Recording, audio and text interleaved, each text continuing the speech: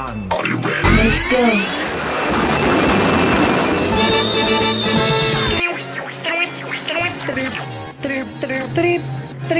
Trip. Ito ang trip ko. Hello mga ka-trippers! Welcome to my channel. Ito ang trip ko kung saan we can discuss anything. Depende sa trip ko, o trip mo, o trip nating lahat. Haha! At higit sa lahat, dito sa channel ko, happy lang tayo. Tapos masaya lang. Sending good vibes and love. Mama! Everybody shake it, baby. Hello! Ang trip ko ngayon ay ipakita sa inyo kung paano lalong pasarapin ang inyong mga natirang ulam katulad ng, katulad sa amin, best example, ang lechon belly. Gagawin ng mama ko ay lalagyan ng ginisang gulay. So, hope you enjoy at may matutunan kayo. Please don't forget to subscribe and click the notification bell for more videos. Huwag niyo pong kalimutan mga ka-trippers ha, ang subscribe button. Thank you! Let's start! Kakailanganin natin ng lechon belly or kahit na ano mga natira ninyo mga ulam na baboy or ano man yan, talong, ampalaya at kalabasa. Kung napansin nyo naman, isang ampalaya lang, kalabasa at saka dalawang talong lang, pero napakadami yan, sarap-sarap. Unahin ay panoorin nyo na yung video ko na ginagawa. Yun na lang yun.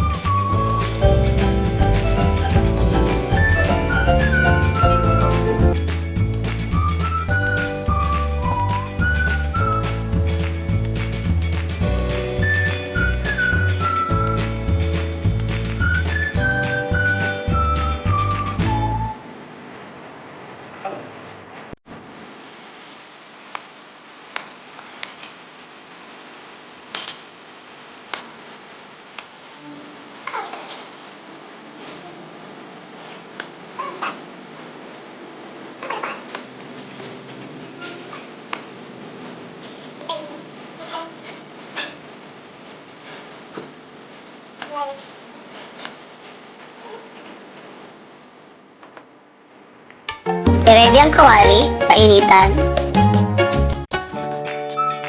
at magdikdik ng bawang.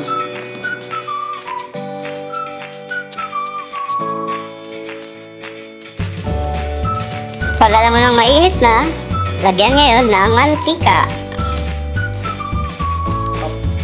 Dahil ang bawang, isunod ang kalabasa kasi matagal itong maluto dahil matigas ito.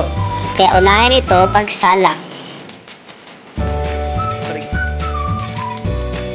Sinunod na ang bawang o lechon belly at nilagyan din ng ginis na mix.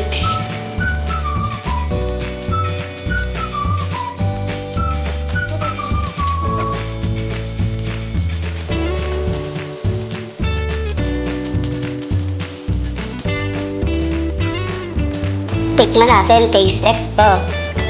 At, lami. Lami kaayo ba?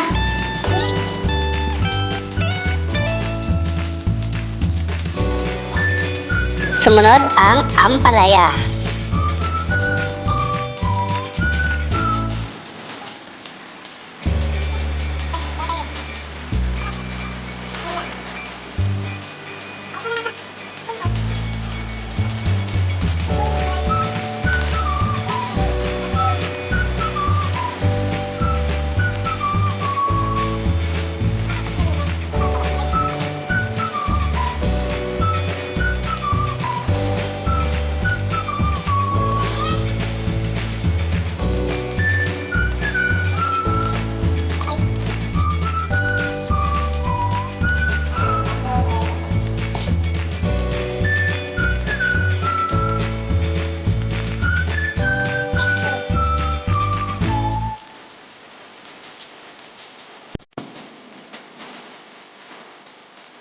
Hinuli na paglagay ang talong kasi madali itong lumambot sa pagluto.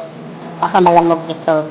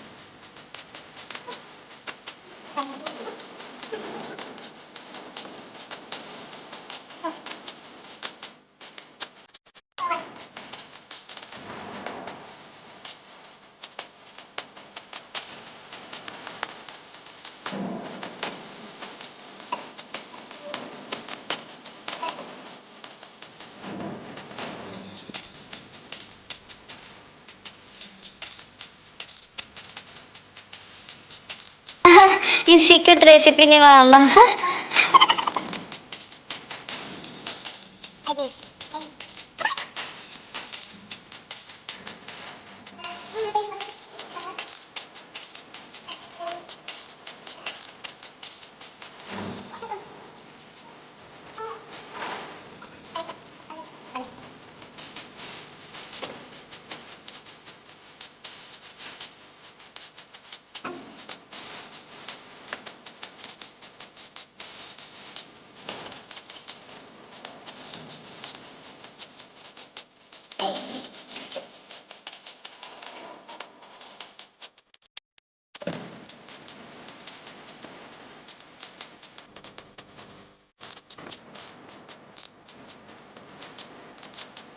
Ito na, ready nang kumain.